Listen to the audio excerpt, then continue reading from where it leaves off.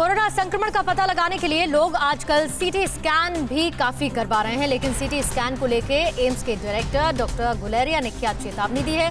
क्या वैक्सीन के single dose से भी कोरोना को हराने में मदद मिल सकती है? और मध्य प्रदेश में 18 साल के ऊपर वालों को कब से वैक्सीन लगेगी? कितने राज्यों में हालात चिंताजनक हैं? इन सभी खबरों के लिए देखिए टॉप 9 हारेगा कोरोना।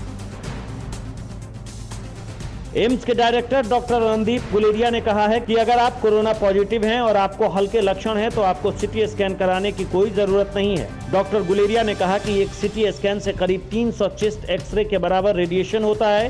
खासकर यंग एज में बार बार सीटी स्कैन कराने के बाद कैंसर का खतरा बढ़ जाता है। एम्स के डायरेक्टर डॉक्टर रणदीप गुलेरिया ने कहा कि हाल में आए आंकड़ों के मुताबिक लोग 3-3 दिन में सीटी स्कैन करा रहे हैं। बिना जरूरत के सीटी स्कैन कराने से आप खुद को नुकसान पहुंचा रहे हैं। गुलेरिया ने कहा कि अगर मरीज बिना होम आइसोलेशन में है और माइल्ड इन्फेक्शन है तो सीटी स्कैन न कराएं। अगर छाती में दर्द हो और सैचुरेशन 93 या उससे कम हो रही हो तो तुरंत डॉक्टर से संपर्क करें।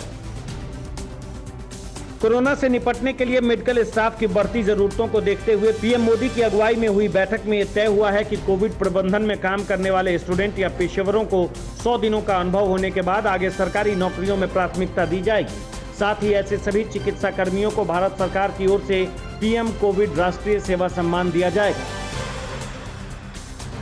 केंद्र एक्टिव केस के हिसाब से राज्यों को महामारी से निपटने में मदद देने की कोशिशों में जुटा है। स्वास्थ्य मंत्रालय के संयुक्त सचिव लव अग्रवाल ने कहा कि देश में 12 राज्य ऐसे हैं जहां 1 लाख से भी ज्यादा सक्रिय मामले हैं। 7 राज्यों में 50,000 से 1 लाख के बीच एक्टिव केस है, जबकि 17 राज्य ऐसे हैं जहां 50,000 से भी कम एक्टिव मरीज हैं।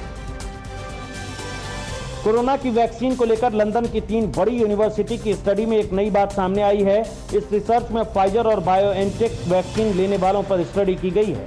रिसर्च में पाया गया है कि कोरोना पॉजिटिव हो चुके लोगों के लिए वैक्सीन की एक डोज ही कारगर है। रिसर्च करने वालों ने वायरस के ब्रिटेन और दक्षिण अफ्रीकी स्ट्रेन पर यह स्टडी की है। 18 से 44 साल तक लोगों को मध्य प्रदेश में कल से वैक्सीन देने का अभियान शुरू होगा। सीएम शिवराज सिंह चौहान ने कहा कि फिलहाल 5 से 15 मई तक 1,48,000 डोज देने का कार्यक्रम तय किया गया है। वैक्सीन का स्टॉक नहीं होने से मध्य प्रदेश में 1 मई से 18 साल के ऊपर वालों के लिए वैक्सीनेशन अभियान शुरू नहीं हो पाया था। शिवराज ने कहा उन्हें 5 करोड़ 19 लाख डोज की आवश्यकता है। मध्य प्रदेश की राजधानी भोपाल में देश का पहला वैक्सीनेशन ऑन व्हील शुरू किया गया है। भोपाल के एक होटल के कैंप्स में राज्य पर्यटन निगम ने ड्राइवर इन वैक्सीनेशन सेंटर शुरू किया है। इस खास अभियान में लोग अपनी गाड़ी में बैठे बैठे ही वैक्सीन लगवा रहे हैं। कई लोग संक्रमण फैलने के डर से कोविड केयर सेंटर या वैक्सीनेशन सेंटर नहीं जाना चाहते हैं। इसी को देखते हुए ये खास तरीका आजमाया जा रहा है। कोरोना के तेजी से बढ़ते मामलों को कंट्रोल करने के लिए चंडीगढ़ में 7 दिन के मिनी लॉकडाउन का ऐलान किया गया है। हालांकि प्रशासन ने इस बार काफी रियायतें दी है। चंडीगढ़ के प्रशासक ने आग्रह किया है कि लोग घरों में रहें। उधर हरियाणा में 10 मई तक लगाए गए लॉकडाउन के पहले दिन कई शहरों में प्रशासन को इसे लागू कराने में सख्ती बरतनी पड़ी। बिहार के मुजफ्फरपुर के SKMCH में कोरोना मरीज की मौत के बाद परिजनों ने हंगामा किया और तोड़फोड़ करने की कोशिश की।